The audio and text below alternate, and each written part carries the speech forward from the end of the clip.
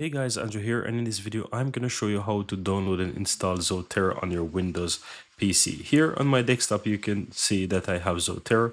If I open it, this is the application here for Zotero, and yeah, you can use Zotero as normally on your PC, and I'm going to show you how easy it is to download and install that on your PC. So let me go ahead and close this out. Now what you want to do, guys, just simply open up your browser and head over to Zotero.org. Keep in mind that you need to have an account as well, so you can go ahead and quickly create an account there. It's very easy and very simple.